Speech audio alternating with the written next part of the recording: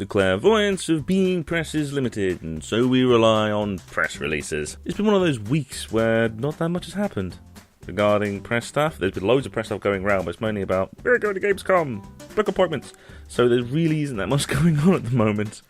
Because we're 3 weeks from Gamescom. I've booked a lot of appointments. I'm being very, hopeful that I can get the stuff out quick enough. It's going to be a very, very long week in Germany. It's going to be a very long week, and there's going to be a lot of stuff for me to do. It also means that nothing much is going to be happening over the next couple of weeks.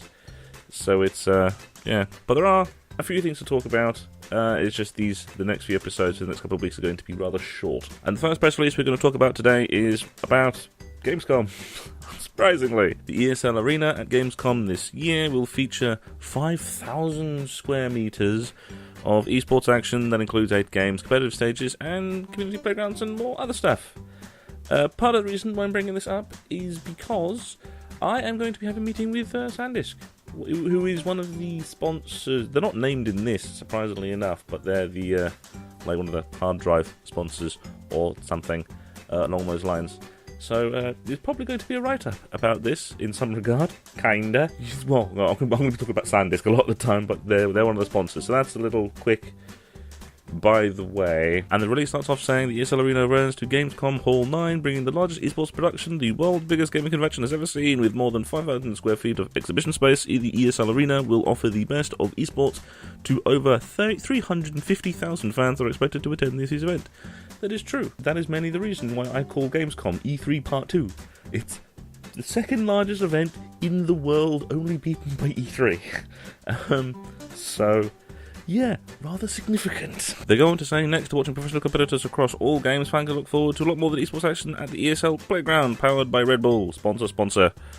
Well, it's for them, not me. I don't want to get my wording confused, especially around sponsors and cash, because it's fucking important to get that right. There'll be daily community tournaments for FIFA, Rocket League, Clash Royale, and lots of Oculus VR stuff. If you saw the Gamescom music video thing that I did a couple of months ago, because I recorded a lot less footage than I thought I did, hence the reason why I didn't put one out at the time, you would have seen that Omen had a big sponsor thing with Rocket League, and they had this swivel chair smoke thing that was there, part of the Omen stuff. Omen are still advertising the balls out themselves at the moment, so yeah, I'm kind of, when they talk about things like all these different experiences, community experiences, things like that. But there's usually only a couple of them. So if you do want to try these things out, book in advance. Do the press thing and book in advance, because probably dozens of people are going to have the same idea. And so if you want to get into these community events, really do keep an eye out on them and book in advance, even if it's a whole thing of booking before the event. If it's book as early as possible, because those spaces are going to disappear. And another small stories, but partly sort of the gaming stuff. It's about Pokemon, but not about a Pokemon game. It's about a Pokemon movie. As they say here, the new animated film Pokemon, the movie I Choose You, based on the globally popular Pokemon brand, is coming to movie theaters around the world for 2 days this November. They go on talking about sort of the synopsis of the movie, and it basically sounds like the original, like the original pilot episode for the original series way back when, because it's when Ash met Pikachu and went on a quest to find Ho-Ho, even though Ho-Ho is just like drifted across the screen at the end of the pilot episode and basically never spoken again until Crystal. I'm guessing this is probably going to be in the realms of a reimagining of the pilot episode, expanded into a movie with the current roster of 740? Jesus Christ. It's really fucking... I think it's like 700 and something Pokemon in the bloody series now. At one point, there's only 151. Simpler days. And then, as they say, Pokemon the movie I Choose You will be shown in movie theatres for 2 days only, on Sunday, November 5th and Monday, November 6th, in this November 2017. In select international markets, more details are going to be at Fathom Events. I have checked. There is nothing there at the moment. It's quite a long way away, and they're probably sorting out, as they say, a limited release. It's probably going to be spotted Probably big cities only, big popular brands only, most likely. Something along those sort of lines. And for another small story that will have more prominence soon enough, game offers 3 for 2 on Bethesda Softworks titles in charity fundraising bid. It is literally, as the title suggests, game has partnered with Bethesda Softworks to offer 3 for 2 promotion in store and online on selected products to raise money for the Special Effect charity. If you've been to events like MCM or sort of the gaming-centric events in the UK, you have probably seen Special Effect quite a lot. They're big. They're a big name for it. I think last time they were at MCM in the Machinima UK section. They were I think they were sponsored by Machinima that time. What the charity does is basically help people gain some structure, help people with physical disabilities or people who have been disabled in some way. As one of the examples they have is they help injured servicemen sort of get back, used like specialist gaming equipment to gain the ability to play games properly. And it's it's a way of physical therapy. It's a way to relax people and to help people mentally, but also as a way of physical therapy. And it's a very good charity. It's very, very good. So from the 28th of July to the 11th of August, so about next week, they are going to be doing this 3 for 2 promotion on selected Bethesda titles, and yeah, it's all for charity. It's a select percentage of the cash goes to the charity, and yeah, not really that much else to say about it. Then there's this release, which is relatively interesting in a way.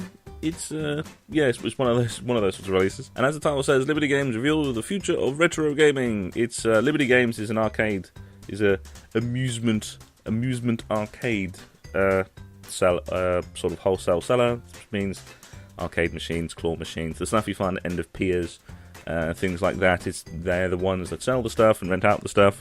And they did a survey for what is going to be considered retro in 2050, or sort of how retro games are going to become retro games. So what are the retro games of the future, basically. They did a blog post and an infographic, which is kind of interesting. It's the sort of thing where, if you think about it, it creates something that is a rather interesting thought. Because one of the things that it really does show is that the perception of those polled, the ones that are most likely going to become retro games are things like app games. And that is because people spend most of their time playing app games. Which is kind of understandable. Even in the established company research, one of the big factors, one of the big signs that it always gives off is the fact that the mobile market is huge. Colossally huge. It is by far the biggest market by a big factor. And so little sort of surveys and things like this kind of show that the games that are going to be considered retro in like 20 years time, 30 years time, are most likely going to be app games, because that's the ones that most people are going to remember, and that's the ones that most people have been playing from day to day. Most people, people are still playing Candy Crush. It's not very much way of getting around that. Candy Crush still makes a ton of money, and so yeah, stuff like Candy Crush, Angry Birds, Snake, Pokmon Go of all things is probably gonna, in 15 years time, 20 years time, is gonna be considered retro. And perhaps at some point, there's going to be a market of retro app games. And so, to end, here is the All Formats UK charts, again, graciously supplied by UK.IE Limited. And the top 3 simply hasn't changed. Insane Trilogy, still number 1. Splatoon 2, still number 2. GTA 5, you cannot kill the GTA 5. And the reason why that Bethesda Softworks thing, I said that was going to be coming back, is because 4, 5, and 6 are Fallout 4, Doom, and Dishonored 2. So you can tell that this deal has increased sales. I kind of added that story as a little note to explain, yeah, this is the reason why Bethesda is suddenly sending a lot of copies in the UK. They're doing a UK charity drive at the moment. So after that, usual stuff. Although you can tell it's the British charts because Rugby League Live 4 is number 8. It's not many other countries will have rugby games being their top 20. And to end, here are the games that are going to be coming out this week. As it is the end of July, there is a selection that says July 2017. But it's unlike other months, this is the entire list. It is a lot shorter than I was anticipating, so I'm just going to do all of them. Usually I cut out those ones, but it's a relatively short list. Most of the time it goes on for like 7 pages. We have Bullet Soul Infinite Burst for PC, Dark Eden Origin for browsers, Lionheart for PC, Tumblestone for Android and iOS, 18 Dreamworld for iOS, Fusion Wars for Android and PC Online, Martial Arts Brutality for iOS, Mobile Move for iOS, Super Rocket Shootout for Linux, Mac and PC, Chemistry in Charm's Way for Android, iOS, Linux, Mac and PC, Choco 42 for PS4, Dreadnought for PS4, Redeemer for PC, The Initiate for Linux, Mac and PC, Vrog for PS4, Nodded for Android and iOS, The Legend of Heroes Trails of Cold Steel for PC, Dragonborn Righteous Supremacy for TBL? It seems like a trading card game. I think TBL might be trading cards. I don't know. I looked it up and I couldn't find anything. No products on Google, so And White Day, a Labyrinth Named School for PS4. And that's it for this week. If you found this video informative, please do consider subscribing and sharing the video around. It always does help. And I will see you on Friday for the next Press Rush.